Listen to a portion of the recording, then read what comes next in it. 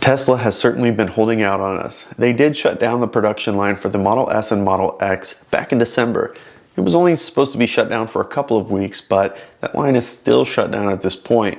There has been a lot of speculation about the refresh coming, and indeed at this point we know for sure the refreshed Model S and Model X is coming. This is exciting news, and it does feature a number of updates. Of course, the exterior is seeing some minor tweaks to the design, but the big changes are what's on the inside.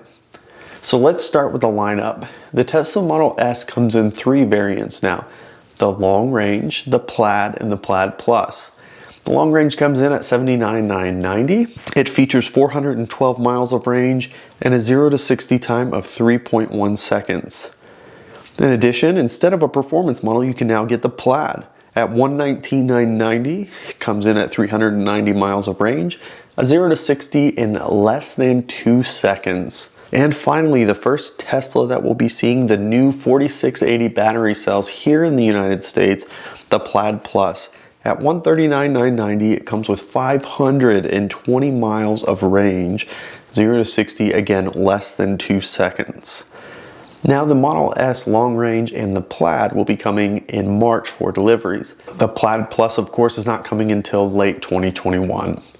And then on to the Model X options.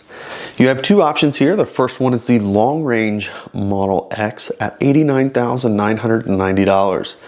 What's interesting is the range has actually gone down from 371 miles down to 360 miles. A 0 to 60 at 3.8 seconds. And your other option is the Plaid at $119,990. 340 miles of range and a 0 to 60 of 2.5 seconds. What's interesting about this is we anticipated Tesla would have taken this opportunity with the refresh to go ahead and introduce at minimum the same battery cells found in the Model 3 and Model Y. However, that's turning out not to be the case. The 18650 battery cells are going to continue to be placed in the Tesla Model S and Model X. Everything except for the Plaid Plus Model S, which of course gets that 4680 battery cell. What's also great is we're getting our first look at the mega castings that'll be used to put these cars together. The front and rear of this car will be made out of single piece casted bodies. This is going to be a huge step forward in the manufacturing process, in cost and efficiency of building these cars. There are a number of parts that will no longer need to be made because of this single piece casting. Both the Model S and Model X will be the first ones to get both front and rear. Of course, the Model Y does now have the rear full casting, but the Model 3 is still not include a single piece casted body. Now on to the good stuff, the things that we're really excited to see in this refresh, and of course that's the interior. The first thing that we notice is there are now 3 screens. When rumors started circulating about the refreshed Model S and Model X, there was a lot of concern from people about losing that dash screen and going to a single screen that's seen in the Model Y and Model 3. Well, not only is that not happening, they actually went the other direction. You now have 3 screens in the Model S and Model X, which is incredible. Now, of course, that dash screen is still there. Now they did change the center screen and it is going to a similar style to the Model 3 and Model Y. However, this one comes in at 17 inches, which is the same that we saw on the Cybertruck during the launch event. This is that horizontal display and will be a nice improvement to the interior aesthetic of the Model S and Model X, at least in my opinion. And then that third screen. They're actually placing an 8-inch screen in the rear of the car. And this screen, it is going to be rated for some serious gaming. That's really interesting, so your passengers will be able to spend their time in the car gaming as much as they want. It'll be interesting to see what else the screen can do while you're on the road, including potentially watching movies. Now on to what is probably the most controversial change that we're seeing in the Model S and Model X. Of course, I'm talking about that yoke steering wheel. Tesla has decided to include a yoke steering wheel that we saw in the Cybertruck in the Model S and Model X. Now this has been received with mixed feelings. So this yoke steering also is going to eliminate any stocks and gear selectors that we're used to in the Model S and Model X, and it is also going to be different than what's in the Model 3 and Model Y. There's no stock at all.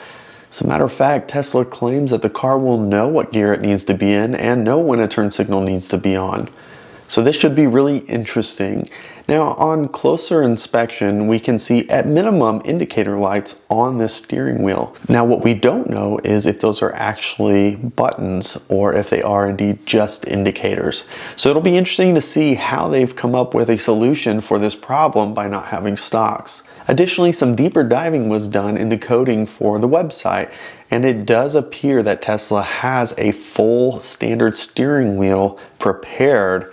And we don't know if that's going to be an available option at launch or if this is a backup plan that Tesla has in case the yoke is not approved. Speaking of which, the Fed does want to meet with Tesla about the steering yoke to determine the legality of putting this in a production car. So we will keep an eye on that in the future. Now, in addition, there has been a huge upgrade to the audio system in the car. The Model X is going to feature 22 speakers, which is insane. It is nearly a 1,000-watt speaker system and will completely submerge the entire interior with a very high quality sound. In addition, we're also finding out Tesla is working with Bose on cabin noise control. Many cars today do have white noise that's pumped through the speakers in the car to help reduce road noise. Tesla appears to be going in the same direction.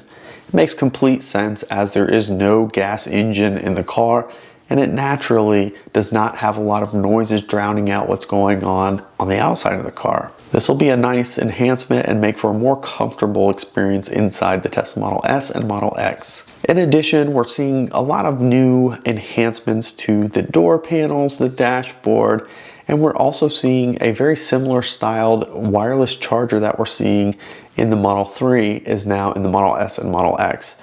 Again, it has some slight changes, but it's very much the same style that we're seeing there. So this will be nice to have in the Model S and Model X as well, in my opinion. So let's go back to these battery cells. Again, we expected to see some kind of change in batteries. On the high end, we were hoping for the 4680 cells to go ahead and find their way in the Model S and Model X at launch. However, that is only going to find its way to the Plaid Plus Model S. Next, we thought on the minimum they'd at least upgrade to the same battery cells found in the Model Y and the Model 3. That's not happening either. They're going to continue to use the 18650 battery cells in the Model S and Model X. But what's also nice to see is the performance of these batteries has been improved. Model S and Model X did not feature the fastest charging available, and although Tesla has been rolling out software updates and enhancements to make charging the S and X even faster, it could still not match the speed of charging found in the Model 3 and the Model Y. Now that's changing. As a matter of fact, not only can it utilize the full potential of V3 supercharging, the Model S and Model X now charge faster than a Model 3 and Model Y. Because it has a bigger battery pack and it's able to utilize that high-end 250 kilowatt charge rate, Tesla is able to charge at a higher speed for a longer period of time. When you charge a Tesla, at some point that charging speed starts to reduce, and that reduction goes all the way to the end of the pack. It appears the Model S and Model X have included some enhancements that allow it to charge at a faster rate for a longer period of time. Tesla has been advertising you can charge to 175 miles of rated range in 15 minutes. Now the Model S and Model X can do 200 miles in 15 minutes. So this is an enhancement, this is an improvement on what was once available in the Model S and Model X as far as charging. No longer is the Model 3 and Model Y faster at charging than the Model S and X. So there you have it. We are seeing quite a bit of price increase in the new Model S and Model X. We're not getting those new battery cells that we had anticipated, but the numbers don't lie. There is better performance. However, the Model X did reduce some of its potential range. That said, the interior is quite nice. It is a much more modern feel and comes with new features not found in the previous model. I'm very excited to see the refreshed Model S and Model X find its way on the streets, and they are starting to become a more reasonable option when comparing to the Y and 3. Now, that said, they are still very much more expensive than the Model 3 and Model Y, but it's nice to see that Tesla is making these enhancements. Aside from the Model S Plaid Plus, the Model S Long Range and the Plaid, as well as the X Long Range and Plaid, do present a nice step forward for the refresh on these cars. So I'm interested to know what your thoughts are. Are you excited about these updates? Let me know in the comments if you've placed an order or if you plan on placing an order. It seems like we're only mere weeks away before the new Model S starts delivery, and only a few more weeks thereafter for the Model X. Let me know again in the comments if you plan on ordering this car. I hope that you've enjoyed this video, and if you have, be sure to give it the thumbs up. It helps tremendously. If you haven't already, of course, subscribe to the channel as we continue to post content regularly. Thank you so much for joining us, and we'll catch you next time.